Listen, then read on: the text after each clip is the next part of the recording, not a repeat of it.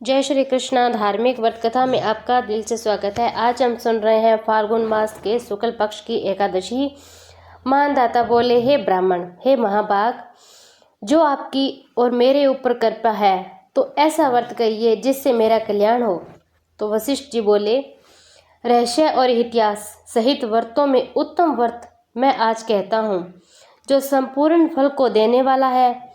हे राजन, आंवला का व्रत बड़े पापों को नाश करने वाला, सब लोगों को मोक्ष देने वाला, 1000 गोदान के फल को देने वाला, हिंसा करने वाले व्याध की जैसी मुक्ति हुई, उस प्राचीन इतिहास को मैं कहता हूँ।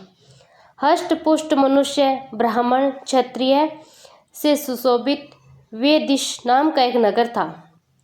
वहाँ सुंदर वेद ध्वनि हो रही थी। उस सुंदर नगर में कोई नास्तिक और दुराचारी नहीं था। वहाँ चंद्रवंशी पाशबिंदुक राजा के वंश में पैदा हुआ धर्मात्मा, सत्यवादी चतुरथ नाम का प्रसिद्ध राजा था। वह राजा 10,000 हाथियों के समान बलवान, धनी तथा शस्त्र और शास्त्रों को जानने वाला था। उसके राज्य में निर्धन, लोभी दिखाई न देता। दोनों पक्ष की एकादशी को मनुष्य भोजन नहीं करते थे। सब धर्मों को छोड़कर भगवान की भक्ति करते थे। हे राजसत्तम, इस प्रकार भगवान की भक्ति करते हुए मनुष्य को सुखपूर्वक बहुत वर्ष बीत गए थे। कुछ समय बीतने पर फाल्गुन शुक्ल पक्ष की द्वादशी युक्त एकादशी प्राप्त हुई।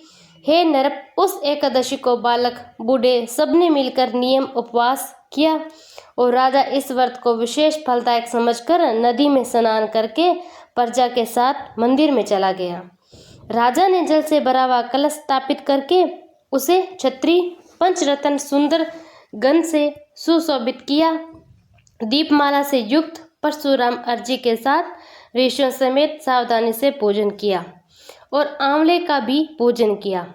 हे रेणुका नंदन, हे आंवल की छाया से युक्त भक्ति मुक्ति को देने वाले, आपको नमस्कार।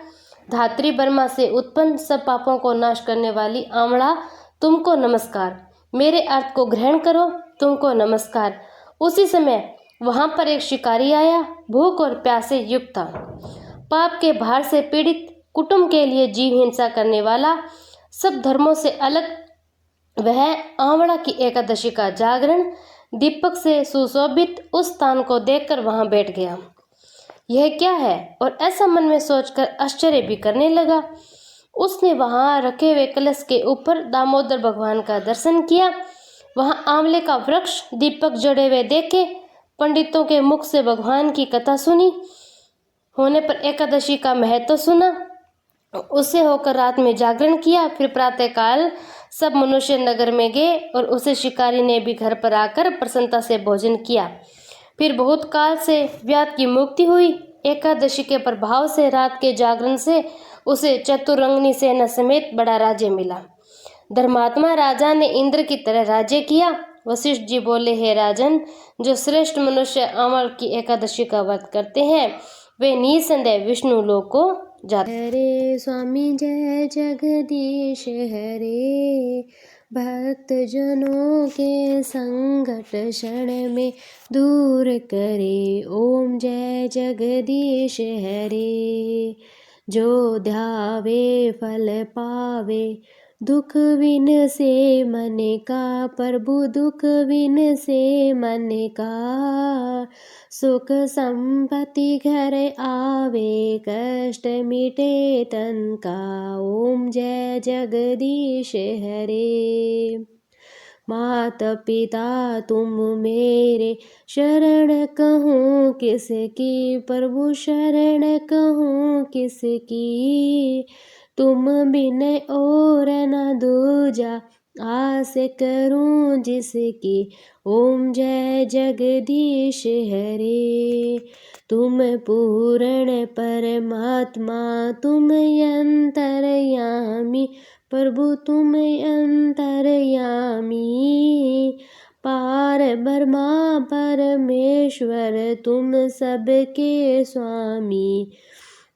ओम जय जगदीश हरे, तुम करुणा के सागर, तुम पालन करता, मैं मूरख खल कामी कृपा करो भरता। ओम जय जगदीश हरे। तुम हो एक अगोचर सबके प्राणपति, प्रभु सबके प्राणपति। किस विधि मिलूं किस विधि मिलूं मैं तुमको, मैं कुमति। ओम जय जगदीश हरे। दीन बंधु दुख हरता, तुम ठाकुर मेरे, प्रभु तुम ठाकुर मेरे। अपने हाथ उठाओ द्वार पड़ा तेरे। ओम जय जगदीश हरे। विषय विकार मिटाओ, पाप हरो देवा। शरदा भक्ति बढ़ाओ, संतन की सेवा। ओम जय जगदीश हरे। ओम जय जगदीश हरे। प्रभु जय जगदीश हरे। बोलो विष्णु भगवान की।